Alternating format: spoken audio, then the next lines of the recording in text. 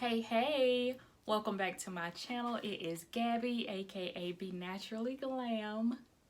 If you are new, welcome. Don't forget to subscribe to my channel and click on the bell so you don't miss out on any new videos from me. Today is something completely different that I'm doing for you guys on my channel. You know I'm always bringing you natural hair tutorials. This is actually a wash and go I just did, but we're not focused on that today. You are going to be shocked. I wear many hats around here and I am a baker. Who would have thought? Yes, this is actually a side job of mine, but it is a business. I have an LLC, you guys. Yes. I know a lot of people ask me, how do you actually make these cake pops? Well, I am going to show you today, and I'm looking forward to it. This is just something different, just to show you my little creative side that I have other than just doing hair.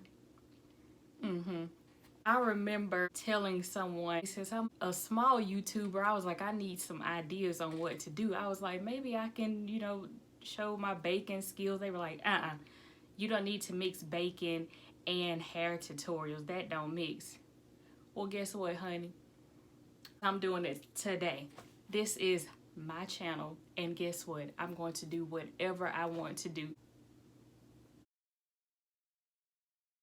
If you all have some ideas for me, drop them down below and I will definitely do them for you. But that's why I'm here. It's all about tutorials, fun, creativeness. So get with it. But back to what we're doing today. A completely different genre. Did I say genre like it's some music? A completely different category. I am tripping. But we're gonna move this right on to the kitchen so we can get started. So let's go. So I'm just going to give you items that you will need for these cake pops. So of course you would need your cake, which I already baked. It's a 13 by 9. I need to make 24 cake pops. Then you would need a mixing bowl. You need your frosting, whatever kind you like. Sometimes I make my frosting, but since I don't need much, I just kind of buy one and kind of tweak it. Then you need measuring spoons because I actually hand roll my cake pops. I do have the little maker that you put in the oven, but they're so small. I actually have a tablespoon and a half teaspoon.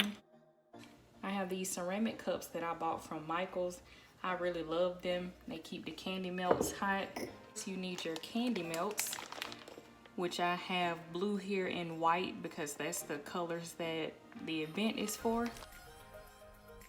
This is what the old bag used to look like with the candy melts, but now they make the chips a little smaller. You need your sticks to hold the cake pops, and I'm going to put mine in these bags. So that's all you need to prepare. Oh, I also have these candy melt easy thins. I love these. But they're little white chips, and you only need to sprinkle a little bit in your candy melts. I'll show you in a minute. But if you don't want to buy these, they basically just thin the candy melts out. You can use vegetable oil. They change the consistency. They make it thin to dip, but they don't change the flavor. And last but not least, I don't want to fool with my KitchenAid again. So I just have a hand mixer that I'm going to use to mix the cake and the frosting together. Oh, you will need something to stand the cake pops on. I'm trying to remember everything so I don't have to go back, but if you have a foam holder, you can use that. I have this. It actually will hold a cake or cake pops. You can tell I haven't used it in a while, so 3 in 1. You can use them as cake plates, cupcake holders, or for the cake pops. All right, I got my gloves on. Since I have to roll the balls up, I like to use gloves. But me working in the healthcare field, I'm all about washing my hands, wearing gloves, all that good stuff. So I'm gonna cut the cake in half to start with. I like to cut the edges of the cake off since they tend to get hard. Now I'm going to break up the cake so it's easy for it all to go into the mixing bowl.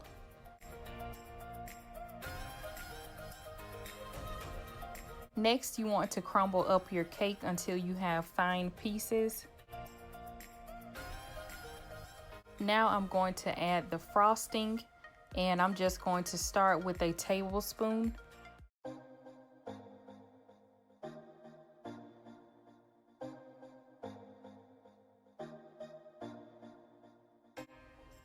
I'm going to add more of the frosting because the mixture should become stiff.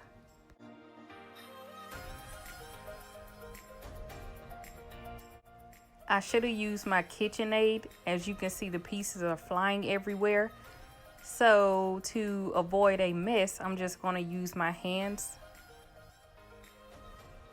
To get the consistency that I need, I added a total of 3 tablespoons of frosting. And you want to be able to form the balls in your hand without them falling apart.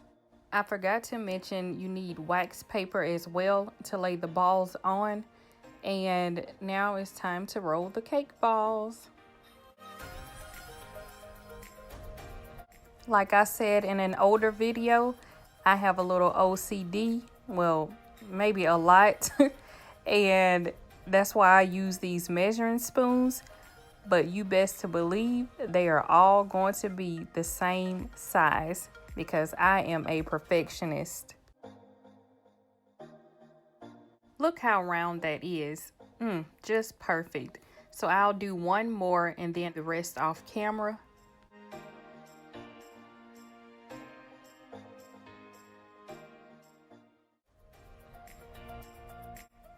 Now to the fun part.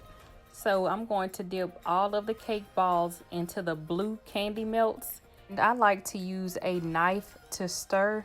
That way it's easy to get the excess off. I like to warm my candy melts up in 30-second intervals. There were a few pieces left, so the last interval was only 15 seconds. Now I'm going to add a small amount of the Easy Thins, and you can add more until you get the consistency you need to dip the cake pops.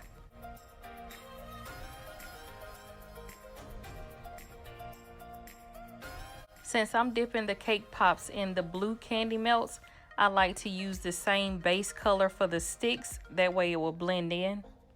The chocolate works as your glue and holds the stick in place. Place the stick midways and you can kind of feel the resistance, so you will be able to tell. I placed them in the fridge so they could set for 1 minute.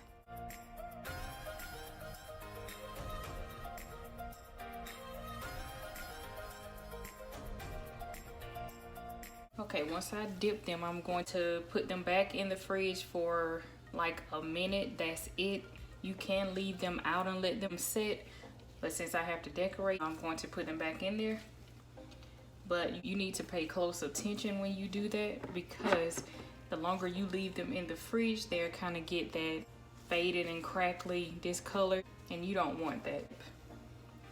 I don't really like to do them upside down and pull them straight out, only because I've had problems where the ball comes right off. So I like to put them in at an angle and give it a little twirl.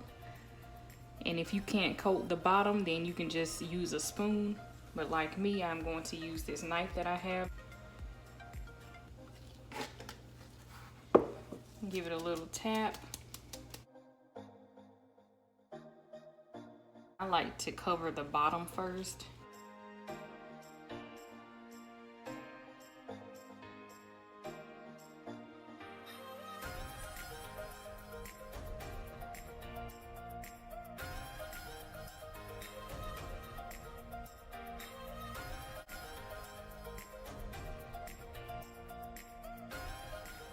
And you tap on them, you can see they're hard.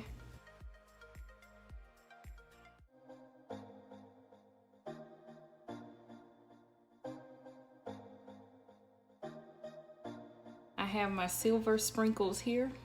Forgot to mention earlier that I am making different designs with the sprinkles and the white candy melts.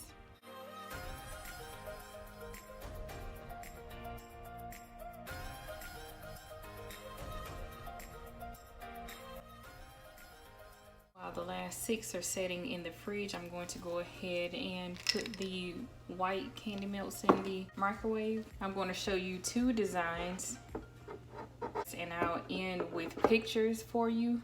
Now you need a piping bag or just a Ziploc bag to pour the melted chocolate in so you can decorate. I'm going to mix it up a little more because you don't want bubbles.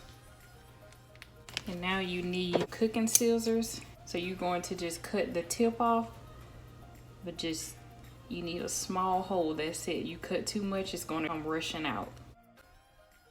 And this is how you want it to come out, like that. Just skinny lines.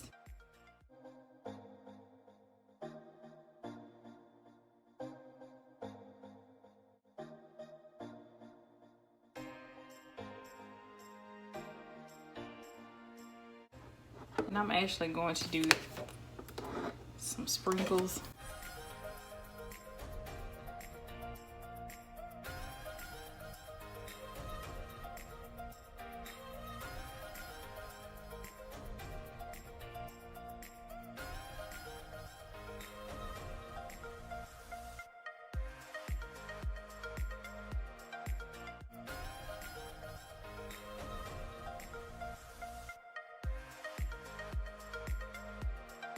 Don't forget, I'm going to have some pictures for you guys, but in advance, thank you for watching. I hope you enjoyed this new video of mine.